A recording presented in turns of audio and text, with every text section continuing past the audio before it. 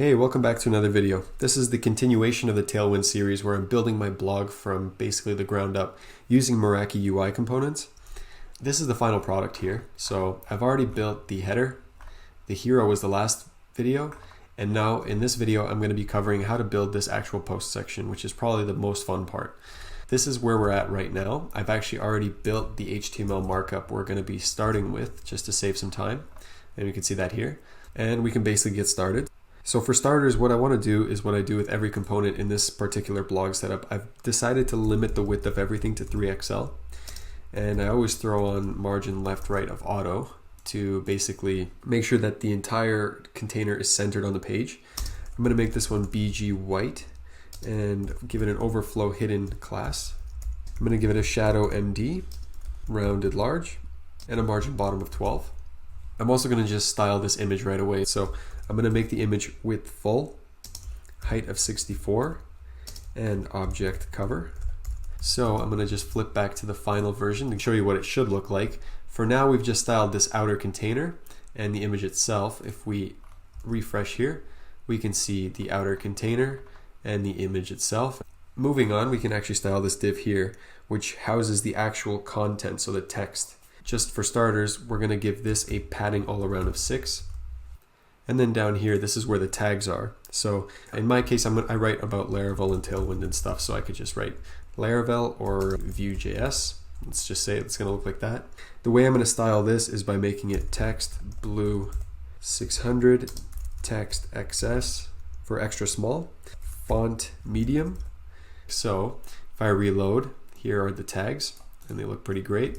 So we can now style the title. And I decided to style the title with block text gray 800, font semi-bold, text 2XL, MT2, hover text gray 600, and hover underline. Now this component itself was actually very heavily influenced. It's almost identical to the MerakiUI post component. Again, link in the description below. So now we see that it looks like this. So I think that looks pretty great. If we look at the final version, it looks identical, and that's exactly what we're going for. Now we can style this part here, which is like the excerpt of a blog post, which we can see is a little bit smaller. How I styled this is basically by setting text SM, text gray 600. I want it to be a little bit muted compared to the title, and a margin top of 2. We refresh, that looks perfect. And we can continue on here. We'll start with my image so it shrinks down. It doesn't look so awkward. I wanted to give it a height of 10. I use object cover and rounded full to make it fully circular. So there we go. That's me. And now we need to find a way to position my name and the date correctly. If we look at the version here, they're kind of in a row with my name being more bolded and the date being a little bit more muted. So I wanted to space this, so I gave it a margin top of 4. It's going to give this whole section spacing from the text section with the excerpt, the title, the tags. Then I added flex and item centered here, so that makes it look like this. And in here I gave it another flex and items center, and that makes it a row.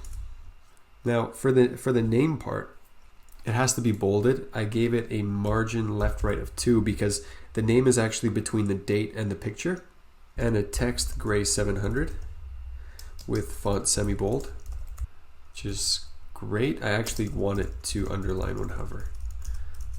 There we go. So hover colon underline will give you that effect there.